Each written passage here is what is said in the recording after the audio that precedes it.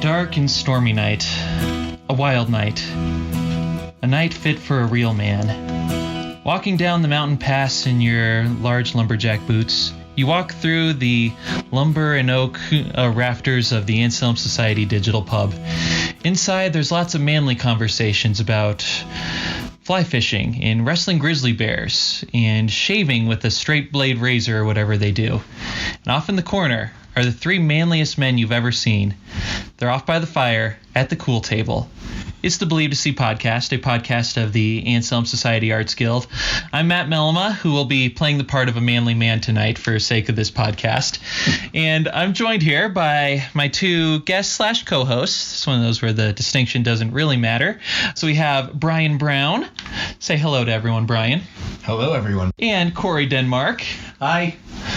So, obviously, seeing us three together, you're probably thinking, well, obviously, they got the three manliest men in the Arts Guild, so it's after a long casting process. It's pretty clear what they're going to do here.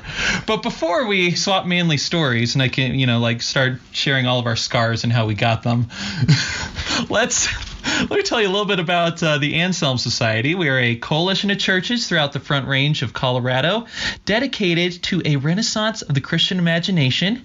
So we do this through a number of different ways. We have a yearly conference. We have lots of other different programs. We have 3 different podcasts. That's right. We have this podcast, Believe to See. We also have Speaking with Joy. And we also have Redeemed Imagination, which is hosted by Brian Brown. Brian, why don't you tell us what's in the hopper for Redeemed Imagination? Oh, funny you should ask. So one of the things that's come up several times in recent events and conversations is this article by Phil Ryken from, 4 or 5 years ago at least. It's a list of ways to discourage artists from coming to your church. It's this facetious thing, but it's really, really insightful. We were going down the list and we were realizing that about 2/3 of the list also applied to pastors. Like ways to discourage a good pastor from being in your church. Huh. And so actually this Saturday we're going to get together and so in the past, by the time you're hearing this, going to get together and record an episode where we work our way down that list with an artist's perspective and a pastor's perspective. Now, Brian, he says in a casual tone of voice, I hear there's also an exciting new opportunity for those who would want to be patrons of the podcast. Is this true? He asks casually. And he responds with great excitement. Yes, if you've been enjoying the podcast, we have finally gotten our act together and put up a Patreon type system. So if you go to anselmsociety.org/believe to see, there's this beautiful, easy button that will allow you to give $5 a month or $10 a month or 50 cents a month or whatever suits your fancy to keep us going. All right. So now that we have all that taken care of, we can get back to the manly topics at hand. And let me give you guys a little background here. So let's go back in the past. It was me and Brian Brown and Marcus Robinson, may he rest in peace. And by rest, I mean playing music in Portland. You leave Colorado Springs, you're dead to us. We're recording artists go to die. So we made a number of observations about the Guild, and none of these are bad observations. They're just something that I find odd, something that could be talked about. 1, women greatly outnumber men in the Arts Guild. 2, there seems to be a specific sort of woman artist who has no parallels among men. And 3, looking more broadly, you can see a lot of men missing in the sort of fledgling artist ranks. So obviously, if you look at the tippity top artists, they're dominated by men, hashtag patriarchy and all that. We're not saying that men are missing from the arts in general, but in these sort of fledgling artistic groups, there seem to be more prospective female artists than male artists. And I'm a straight white male with a graduate degree. I have no reason to say I'm impressed by anyone at any time. I'm not saying that. I just think it's odd, and I think it's something that would be worth talking about. So that's what we are going to talk about. And you may notice the title of this episode. I came up with this, and I'm so proud of it that I just keep telling everyone. You should be. Wild at Art. Come on. John Eldridge and everything. So to prepare for this, I tried to be as manly as possible. I'm wearing my manliest brown shirt. It's a V-neck, so that sort of takes away from the manliness a little, but whatever. I grew a mustache. What do you think? For the occasion? Not specifically, but yes. Doesn't count. Yeah. And, we have all the manliest drinks going. We also have macaroons and wine, but never mind that. Mostly manly stuff here. So we are ready to go. So let's start with you, Brian. I'll just put it to you point blank. Why are there more women than men in the Arts Guild? Can I ask you a question first? You said women greatly outnumber men in the guild. You also said that there was a certain type that had no parallel in the male ranks. Can you expound on that? Yes. Okay, so this is a type. And before I get going on this, I want to say I love these people. I'm so glad that they're in the guild. But there's a sort of type, this sort of the recently retired woman who's like just retired, or her kids are finally, grown up and gone, and she has, free time all of a sudden. So she'll get into like, visual arts, or, like pottery, sculpture, painting, that sort of thing. Like I said, I love having these people in the guild. They're great, but there aren't any men. Every one of those recent retirees / empty nesters who's always had an interest in art, but really gets into it once they have free time, all women. And I don't know why. So is it all women, do you think? I mean, clearly it is in the guild, but is it all women who take that turn, or is it just women who take that turn and then decide that they want to share it socially with others? That's a very good question. So the person I'm thinking, it seems like the typical story for these folks is they've always had an artistic knack. Maybe they took a lot of art classes growing up, but then, life happens. So they get a job, they're raising kids. So they sort of put off to the side. Then they find themselves with more free time, and they're like, hey, I'm going to throw myself into this, and I'll get really good at it and, share it with the world. And I've only encountered women who do that in my, very limited experience. So the question is, are there men who have these same sort of backstories, but like, I'll get into whittling or, painting portraits, but they wouldn't think to join an arts guild like ours? Or do these men just not exist? Kory, answer that question. Yes or no? Well, I suspect that there is a social element to it, and I don't think it's a stereotype that women are generally more social than an equivalent man. So I think that getting together and talking, as we do a lot in the guild, I think it's very appealing to the feminine type, or to the females. I'm not saying we'll edit that out later. We'll edit that out. The femininely inclined. Right. I mean, guys will get together and drink and stuff, but it's not as intellectual as what we get into typically at the guild meetings and in other of our art forums. So I think there is a social element to it. So it sounds like then what you would be saying is there aren't fewer male artists necessarily. There are few male artists who would be willing to share their art in a group setting. Perhaps they're hiding in their little hidey holes wherever they are. Then we the term is man cave, Kory. Man cave, right? Yes. We won't know, but it's just a theory, and we can test it. We can test it. How can we test it? I don't know. Okay. Knock on doors. Excuse me, sir. Excuse me, ma'am. Is your husband doing any art back there? No, don't come in. Okay, but you can also see this. Once in a while, we'll do a gallery or something, and we'll generally see 3/4 plus of the submissions will come from women too, and that's less of a social. Yeah. There's less of a social aspect to that. So it would seem like there's something to this, and we can let other people analyze the female side of it all day, but the male side is really kind of intriguing. So, I was thinking about this, and so naturally I went to my wife, who, in addition to being in the guild, thinks more deeply about some things than I do, many things than I do. And one of the things that we noticed was that there seemed to be at least 3 sort of systemic barriers to someone of the male sex pursuing art. I'm kind of inclined to drop them on you one at a time. Ooh, and in bullet point fashion. build And the they should all suspense. start with the same letter, so this could be like a Baptist sermon. So, I mean, well, I want to hear your thoughts on it. So the first, Yeah, do it. The obvious one, and they're all stereotypes, really. I mean, Yeah. Well, that's something we should actually probably make clear is like we're dealing in very sweeping generalities here. So everything we'll say, like, I don't want it ever to come across as we're saying men think X, women think Y. Like, no, we're dealing with very vague generalities. Lots of people don't apply. This doesn't apply to. But yes, keep going.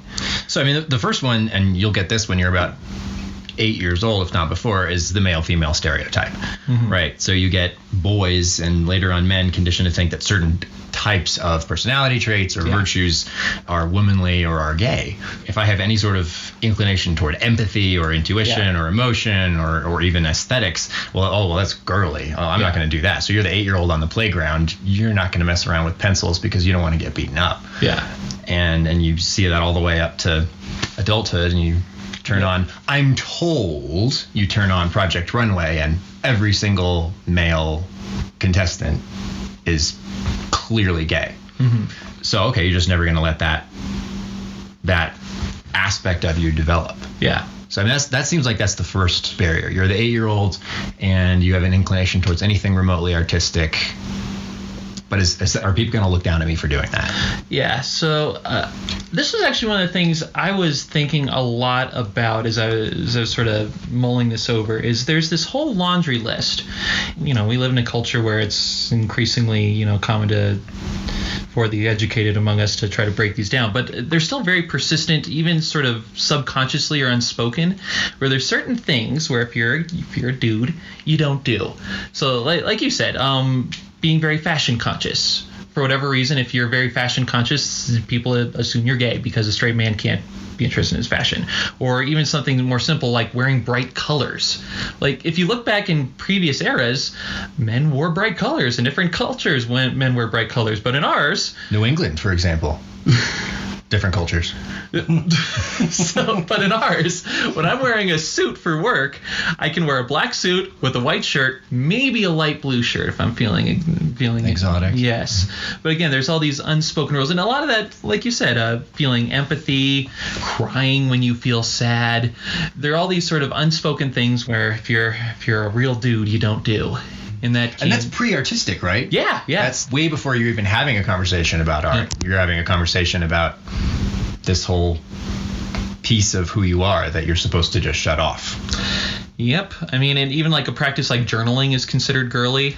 So like I had a journal, but I kind of kept it hidden because, men aren't supposed to have a diary. We aren't supposed to have feelings, blah, blah, blah, blah, blah, blah. So that's all the stuff that it's not art, but it's sort of stuff where if you are an artist in the making, you're going to be spending a lot of time with your thoughts in a journal. You probably do have a lot of empathy cultivated, et cetera, et cetera, et cetera. Those types of things you have to, in order to appeal to the male crowd, you almost have to change the name of it and the stigma before it can be accepted. Like if you don't call it a journal, maybe you can call it maybe a gripe list or put some other colorful words together and maybe then the guy will go, okay, yeah, I can put together my list of stuff that really bothers me and I don't know. Those are thoughts. So, and a lot of it comes down to the content of if a guy does consider himself an artist, what kind of art does he produce? Is you can tell a lot of the stereotypes. Again, you have the girly, some girly stuff and some manly stuff, and who's putting that art out? I mean. Yeah, and it does seem like a lot of these sort of weave and intertwine together as we keep going. So, Brian, let's unweave and unintertwine. What was your second bullet point? Oh, the second stereotype was the rational emotional stereotype. Yes. Rational emotional distinction. Yes. So, if you're conditioned to think of art as a fundamentally right-brained activity, emotion over reason, right? So, I could never be an artist because I think too rationally, linearly. Art is something that you do when you're artsy-fartsy. It's for certain personality types. All fuzzy, gushy stuff. Right. So, if this way of thinking about it had existed in other time periods, Tolkien probably would not have written Lord of the Rings. Yeah. So Kory, as an engineer who's also an artist, do you have a thing or two to say about the thought that arts are only feelings-based and lack ration and logic? Yeah, I mean, it's... I don't have any thoughts on that right now, I guess. Fair enough. Well, I actually have quite a few thoughts on this. So, actually, Evangeline, Kory's wife, who's also on the past episode of the show, was very justifiably saying that a lot of us Anselm folks are just dumping on the romantics too much. And she's right, because a lot of the romantics are great, and I love John Keats. I love a lot of the romantics, and they have a lot of helpful things. But, I'm sorry, Evangeline, one of the things the romantics really screwed up for us was this thought that arts primarily are a upswelling of strong emotion, that the whole logical part, the rational part, has no place in art. And when you look at art, that's clearly not true. Whether we're looking at the visual arts, a lot of them are math-based, a lot of different artistic movements are based on precision and symmetry and all these things that are synonymous with logic. And just the whole separation of it's either feeling or its logic is just this very asinine concept that drives me nuts. But then the flip side of this that I think you were hinting on too, it's this thought that, well, if a boy does feel deeply or have strong feelings or is more in touch with his feelings, that this is something that he'll probably get beat up for on the playground. Mm-hmm. And this cuts both ways too, right? Because in addition to, you create this dynamic where, for example, in the Christian sort of orbit that we're often having a conversation about, you have a conversation where you have sort of theology at one end of the spectrum and art on the other. Theology is doctrine, dry facts. Art is the outpouring of raw emotion. Yeah. And that's an oversimplification, but there's kind of a pretty popular assumption that those are at least at near opposite ends of a spectrum. And that hurts both ends. Yep. Because you have the art that gets divorced from some moorings, be they technical or philosophical or whatever, that could make it richer art. But then you also get really boring theology. Right, whereas one of the great things about St. Anselm is you read a lot of his theology, and you at times you have to blink and think, am I reading theology or poetry? I lost the distinction somewhere. Yeah, and on a recent episode, we had Junice Johnson on the podcast, and he brought up this really great point where when he was, sort of a young scholar trying to figure out his way, he was like, okay, well, I like philosophy, I like theology, but I like literature too, so which path should I go? Then he discovered the scholastic thinkers, the medievalists, like especially St. Bonaventure, and he was saying that, hey, all these guys treat it as if it's one big thing. There's no artificial distinction here. You don't have to either be logical or feel strong emotions. You can do both. You can be literary and philosophical and theological all at once. All right, so now let's forward straight ahead to bullet point number 3, Brian. So the third one is, and this is where you get into more art specific. Both of those two were sort of pre-art. Yeah. And then the third one is the art versus craft stereotype. And initially I thought this was sort of an addendum to number 2, and I realized it's kind of its own separate category because you have men and people in general conditioned to think of art itself in categories that are the outpouring of emotion, right? An artist is someone who gets up with something to say. So what happens when you define it that way, and that's how it's been defined for, to some extent, a couple hundred years, certainly 100 years, is you eliminate 2/3 of what would have been considered art 1,000 years ago. So somebody who's an incredibly gifted, well, like Jake Weidman up in Denver, the master penman. He does incredible things with a pen. He does incredible things with wood carving. I think I've even seen him do bronze. He does ridiculous stuff, but it's highly technical. It's incredibly intricate. It's not that it doesn't have feelings going into it, but it's less about I have something to say a lot of the time and more about I am going to create something beautiful. Yep. And I can resonate with that idea as well, because typically what I do is I say I see something that is aesthetically pleasing to me, a type of art or a technique or something along those lines, and I'm like, okay, let's try to recreate that and make something aesthetically pleasing. But I don't always have there's not always a message in it, and it's not like there's some sort of, soul jarring, emotion, caught up in it. And art doesn't have to be that way. Yeah. And I think that can be a barrier for men as well. I think, well, if I'm going to create art and call it, art in quotations, that it has to say something. It can't be something that is just like, a wooden structure that has interesting angles to it. I mean, sometimes that simply is just beautiful, and it is art, and a craftsman can do that. I think that, a lot of men are in the profession of creating. Basically, they're creating structures. They're creating things that you can use. They're creating all sorts of useful items, and in a great many cases, they are very artistic. But, when you look at, especially like in the movies, you'll see, some guys putting some stuff together, but in order to make it aesthetically pleasing, they bring in this team of women to go in, they're all high energy and very colorful, and they put all this stuff together, and they make it into something that's sellable.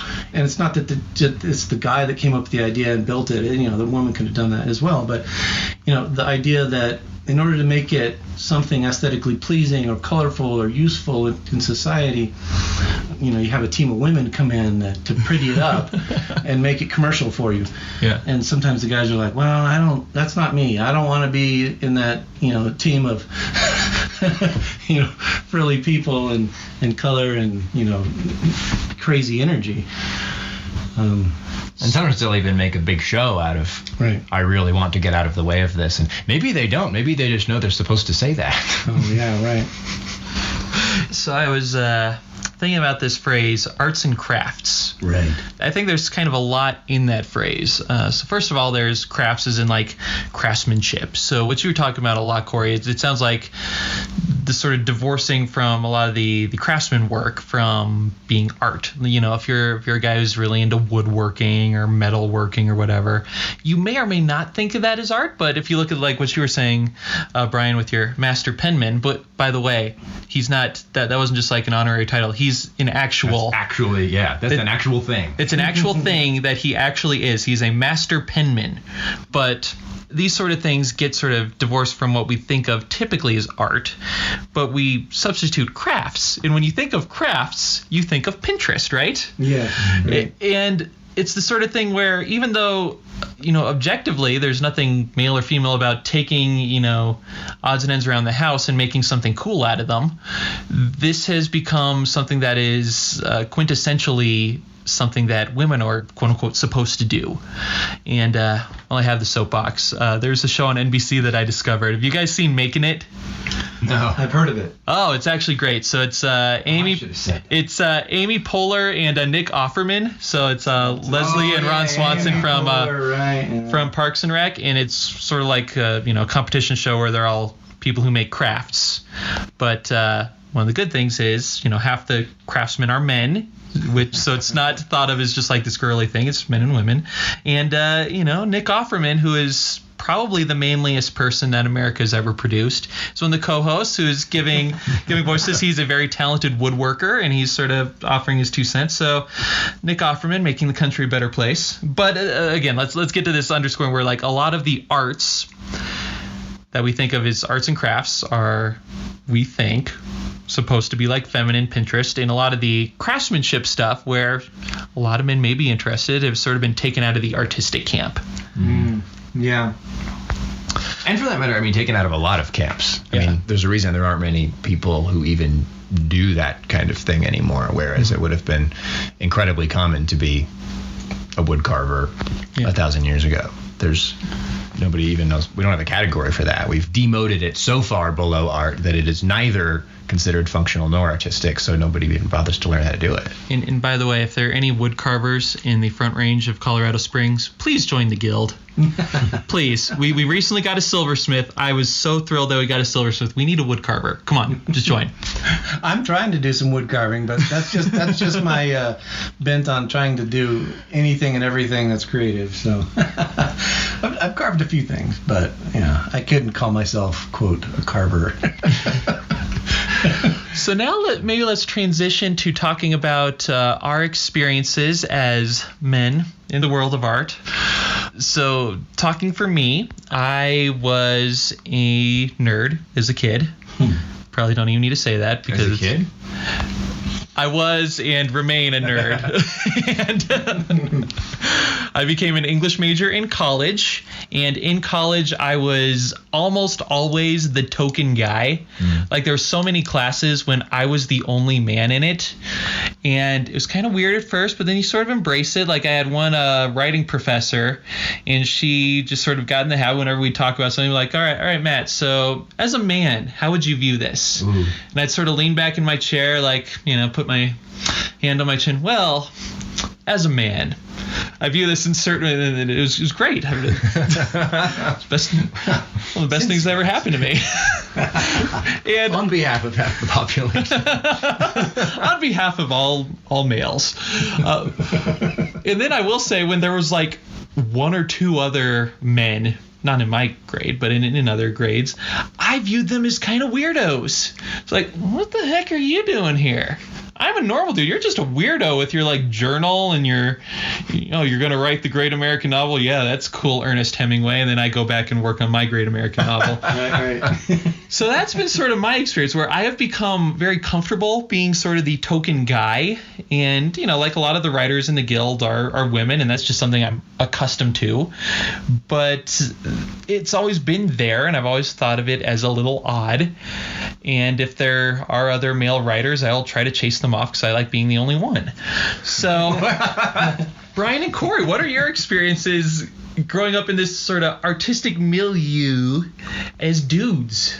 Okay, so I have to start with a story. It doesn't really address the question on a deep level, but I've never been recorded telling this story. I think I might have told you anecdotally. So in college, I got A's on 2 classes in college. One was a class on Jane Austen, and one was a class on Shakespeare. I was a politics major.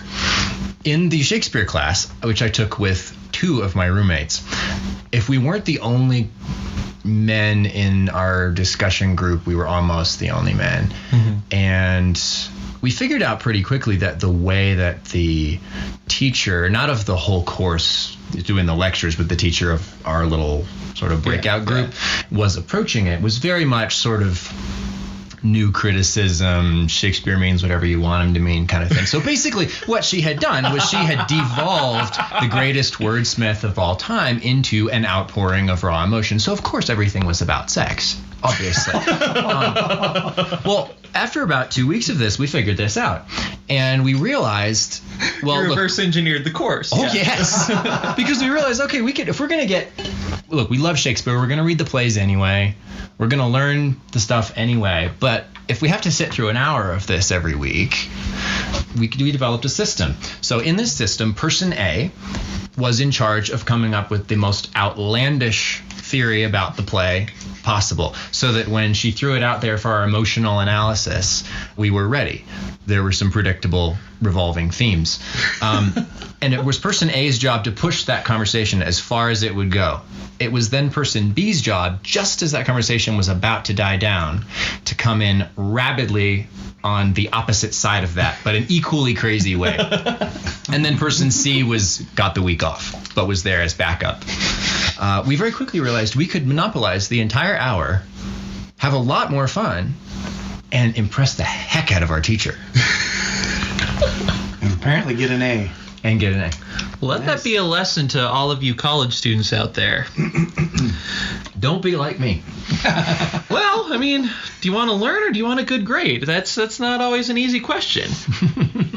I remember one time, we're sharing college stories, one of our professors was like, okay, all you weirdos, let's be honest. The only reason you actually became an English major is because you really enjoy talking about sex and death. He says that and it sort of sits there. As one does. And we're all like, yeah, I guess that's about right. But Kory, talk about switching gears very gracefully. Tell me about you growing up, because you got into painting a little bit later, then you sort of went away in the engineering realm, then you came back. So what was your relationship to this? He gets a very serious voice and grabs his pipe. As a man. Well, let's see here. I had friends who were very talented in the arts as I was growing up, and I was always jealous of them, male friends that were really good at the arts. And, I struggled at it. And then in high school, I got into, pencil drawing and illustration and found out that I could do that very well. And, the confidence of being able to put a few pieces out that was really neat really bolstered me. And I was like, okay, I can do this. This is great. I ended up getting a scholarship to a fairly prestigious art school and things. But I thought to myself, well, let's really analyze this. Is this really going to, be a career I want to do? And I chose no for that and went into engineering, which is a very male-dominated, at least it was, field, and it's still pretty male-dominated. And I'll leap forward to the present and say, I work with mostly men. There's a few women I work with. And so for me to say in casual conversation with these guys, oh, I've got to go to an artist guild meeting after work, and they look at me like, what? And you're not gonna watch the game, and it's just like deer in the headlights, and the conversation stops, and I'm like, okay, well then, I'll see you guys tomorrow, I guess. So that's kind of the world I'm living in right now. It's like, there's a lot of what a man should be, what his pastime should be, what he occupies his time with. This is what it should be. And some of these things seem like these mental vacuums to me. And I just have this insatiable desire to create, which is why I got into engineering, but also into art as well. Yeah. And, years ago I had basically dropped off the art side to build up my engineering career because of some of these stigmas and things like that too. Plus the fact that I had young kids, and it was just more difficult. And also money. And money, right? I had kids, and so for about 15 years, I kind of put down the pencil and got really busy with work and family life and things like that. And then turned around and okay, well, something's missing. And I thought, oh shoot, I really enjoyed these things. I want to go back to doing those things. So that's kind of where I turned back around and got back into art. But I do see why I got out of it and why I've gotten back into it as an older person. I'm not old, but I like how you use the politically correct term as an older American. I guess I just have a little bit of a different perspective on what's important these days, and being a football critic is not one of the top. Being a football couch critic. Yeah. So you alluded to the flip side of this equation, right? Too few men in the arts, perhaps. Too few women in the sciences, perhaps, right? And the latter conversation, of course, gets a lot of play these days, and probably rightly so. As far as the men in art thing, I guess I'm curious to hear the group's thoughts on what's the problem here. So the first question, I guess, there would be, is the world missing something because there are all these men with, if my three categories have any accuracy to them, my three stereotypes, is the world missing the next Da Vinci or something because he's a dude and getting just, so that's one question. What's the world missing from the 40% more men who could theoretically be in the arts? The second question is, are men missing out on something by not pursuing art for whatever reason? Well, let me say that if there's one thing we can all agree on, the world needs more prominent white men, right? Oh, man. So that was one of the things I was thinking of, because when I was thinking about all these observations I made, like I was talking about the missing men in English, there's probably this does it really matter? Sure, there aren't a lot of us in the Arts Guild, but it's not like the world's hard up for male authors or famous male architects, or there's plenty of you said ooh it's something I said. Authors, but that's an interesting point. Why authors? Why is it okay for a man to be a writer but not a painter? Because I think you're right, but why? Well, I have a theory, but Kory, looks like you're ready to say, since you say your theory. It was more of me thinking and having to turn my head sideways and look up because I'm looking at the the left side of my brain or whatever, trying to logic that out. But yeah, I see the conundrum. I mean, I'm not fishing for something. I'm curious. It's a hard question because, there's different avenues of art, and some of them are a little bit more societally acceptable for men to be mainstream on. To the point where J.K. Rowling, setting out to write adult fiction, uses a male pen name. So here's what I was sort of coming down on. Like, I don't think there's any shortage of successful male artists in pretty much any genre.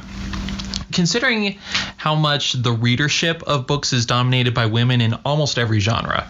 Like, science fiction is kind of 50-50. Everything else, women dominate. Considering that, I'm very confident saying men are overrepresented in the author ranks.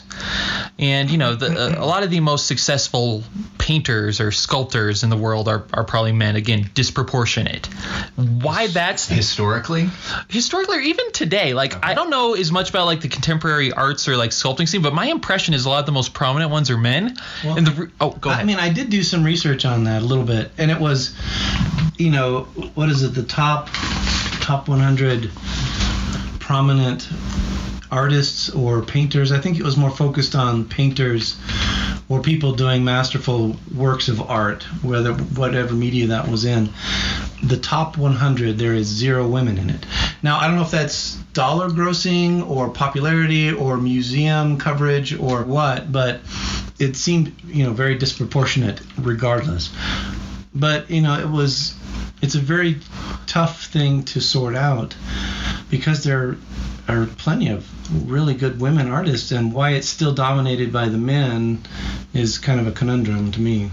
Yeah, so I guess I'll sort of answer the first part of your question, Brian, in 2 parts. Like, one, is the world missing something from all these missing men? At the top, like, certainly no. And the reasons why men are so overrepresented, like, if that stat you read, Kory, that's really shocking statistic.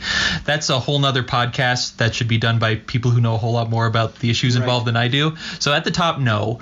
But if we're looking at the bottom, sort of these fledgling, like, getting going, maybe you create art, it's never going to be your career, but it's something, like you enjoy doing. You sort of identify as an artist in some capacity. You have a group of artistic friends. That seems to be where the men are missing out. I don't know if I'd say the world is missing out, but the men are missing out. So I think these men who may have an artistic temperament could use this as a way to form themselves, to affect the people around them. I think to that extent, I think there could be an issue. Yeah, I mean, the word artsy probably didn't come from a bunch of men doing art. It was probably from a bunch of women doing art. Well, no, it's artsy, Like, I'm the glad... artsy-fartsy, craftsy thing, it was like, it's a lot of ease. Yeah, I'm really glad you brought that up, because that was one of the things that I was thinking of, is the concept of the male artist. So at dinner, I was talking to my wife, Danielle, and I just asked her, okay, think of a dude who's an artist. Close your eyes, picture this person. What does this person look like? And she says she pictures like a French guy in a beret who's like painting something. That's what we think of as a dude who's an artist. And I was giving it a little bit of reflection, and I think maybe especially in the writer space, there's sort of 2 types of dude writers who I'm going to call the Edgar Allan Poes and the Ernest Hemingways. So the Edgar Allan Poes, they're very emotional, they're histrionic, they're always, reacting very strongly to things, they're very pale, they spend a lot of time brooding and thinking great thoughts, and, they're kind of weirdos. Then there's the Ernest Hemingway, like, well, I'm a man's man. I sit here and I smoke my cigars, I go fishing, I shoot lions. I drink my cognac, right? Yes, I father all my children with the native women, and then I get drunk and write great literature. So these seem to be the 2 stereotypes of men. I do not identify with either one of these stereotypes. But those seem to be out there. What do you guys think of when we think of a dude who's an artist? A very eccentric guy who's, very opinionated and flamboyant, not in the gay sense, but in the expression of his thoughts and feelings and stuff. So It's interesting because I took your question differently, and I was thinking of what specific names and faces came to mind. Yeah. And one was, for some reason, the first one that I thought of was Shakespeare. The second one I thought of, anybody who's known me for more than 5 minutes knows I'm a big Amor Towles fan, the author of Rules of Civility and Gentlemen in Moscow. Well, this is an absurdly well-educated man. You read his novel set in Russia, and it's like he's spent 3 centuries imbibing all that is Russian literature, and then effortlessly telling a story in its context. So one thing I'm seeing in all these examples, though, it's this incredibly unique personality that had a lot going into it that takes a lot to aspire to. Now, maybe the Edgar Allan Poe is only a certain kind of person who wants to aspire to it, but I almost wonder if that top 100 men thing isn't due to the fact that it's okay to risk the schoolyard bullying if you have a very high degree of self-confidence and you think, yes, I can be great at this. Yeah, I can get to the top, but there are a lot more women willing to say, I'm just going to take a crack at this. Yeah, I think more women are taking a crack at it these days. I think that men tend to go all in, more than women would. It's like, putting on the gas, entirely and never hitting the brakes and going all in. And, maybe a bunch of guys fall off the side and, commit suicide because they can't handle it. And the rest of them, and then only a handful of them, come out on top because. By the way, parents, don't let your sons grow up to be artists. Right. Yeah. But full-time artists. And this is just a theory. I have nothing to back this up with, but just kind of based on the way men behave sometimes. They can get very deep into what they're into, and sometimes women are a little bit more withdrawn from that. Not that that's the way it is across the board, but Yeah, so as we've been talking, I was sort of thinking about the other side of this coin, because it seems like we all have this idea of like the stereotypical dude artist is sort of like this oddball, sort of beatnik thinker who doesn't give in to these typical, manly things. But I think if we were to bring, Evangeline down here and talk about like women artists, she'd probably say a lot of the same things. Like, yeah, as a woman who's an artist, we don't go in for all that stereotypical like girly stuff either. So maybe regardless of gender, artists are viewed by themselves or by the people at large as sort of the oddballs, and that's great. This is a safe space for you oddballs. I'm sure there's a lot of you listening to this. But he sighs very deeply, very masculinely. Is there this sort of thing where, like, I'll put it this way, I do not consider myself stereotypically manly in a lot of ways. Yes, you see my really cool mustache and you think, wow, that's a man's man. But there are very few traditionally manly things that I'm good at. And my grandpa had his own, founded and ran his own like waterproofing company. So he's a very manly man. My dad grew up doing that. He's, great handyman, all this stuff. And me, I can't do anything. I can't get my podcasting equipment to work half the time. I don't have any manly hobbies. The manliest thing I do is sit on my couch and watch sports. So is this a thing that makes me more of an artist, or like what do we do with traditional manliness and artiness? Okay, do they go together? I think that's an incredibly important thing to bring up, because there's a question of icons here. Who are the icons to aspire to? Well, however you define manhood, manliness, whether you're talking the toxic end or have some notion of a healthy end, almost everything that I can think of as far as the imagery that we have to work with in our lifetime is fundamentally consumptive. It's sitting on the couch watching sports. It's eating wings. It's the man cave, which is fundamentally about retreating from the world rather than contributing to it. Very distinct, that there's that meme that ditch the man cave, bring back the library.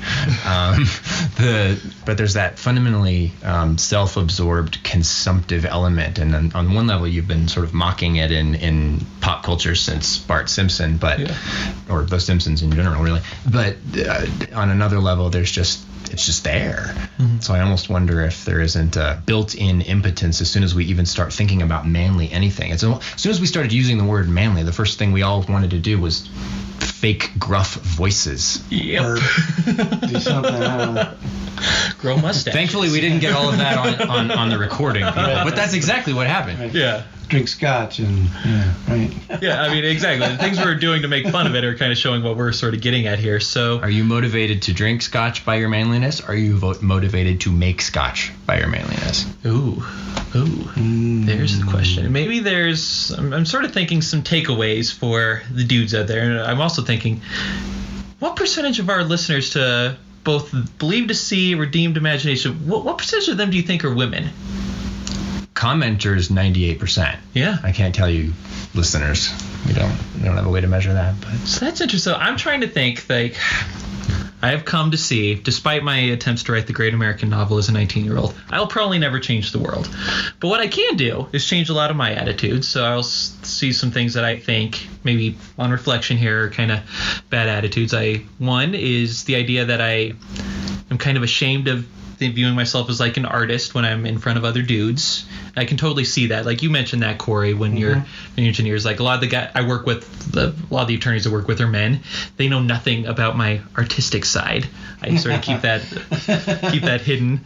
The other thing is like not being afraid to go against all these sort of silly masculine stereotypes. So I'm thinking of like, I really like Jane Austen.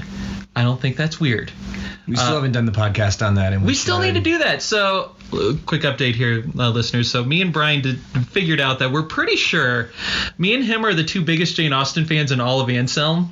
Well, my wife is pretty big. So she'll give us a run for our money. So, so we're gonna have a Jane Austen Bros podcast. Maybe make a Jane Austen Bros T-shirt. So, can we have Evangeline on the podcast as well? But just bring T-shirts that say Bronte sucks. My wife's a member of the Bronte Society. That's what I'm driving at. Right. Yes. But just pick a fight before we even hit record. Just pick the fight, right? So maybe part of this, and I'm thinking if I go to all these like silly masculine stereotypes because I'm afraid other people will make fun of me, that's not the real manly thing. The real manly thing is to like my Jane Austen, wear my bright colors, and say, yeah, I'm an artist, just not when I'm at work. So what are your lessons, Kory and Brian, that you're going to take from this? I have a Bob Ross T-shirt that I wear to work sometimes. I'm trying to fly my flag. And there we go. Don't be like Edgar Allan Poe or Ernest Hemingway. Be like Bob Ross. I think there's something about masculinity that makes men not want to do something if it's perceived as a women's activity. So there's sort of a self-perpetuating dynamic where if the arts group is 89% women, men who would otherwise have joined it won't join it. Yeah. So for those of you thinking about not joining the arts guild or something like it because only women do that, you are part of the problem if you don't apply. And I feel like if you put us all together, like, I don't know how to do wood crafting or weld or anything, but I can talk sports. Kory, you can do all your wood crafting and stuff. Wood crafting. You shoot electricity through wood, for crying out loud. Yeah, I like to burn things too, so yeah. That. So the point here, I think, is being manly can encompass an artist, and come on, guys. Come on. That's my final message to the guys. Yeah. Suck it up. That's what all my elementary school sports coaches used to tell me to do. Anyway. One other angle. I was listening to the Hushmoo podcast earlier today, and it was a talk from Leif Enger, and he was talking about the fundamentally human instinct to create, and the way that he framed it actually was to bring order out of chaos. As a man, that appeals to me. Yeah. Me too. And as the guy running the Christian Arts Organization, the church needs people who want to bring order out of chaos, who want to build, who want to create.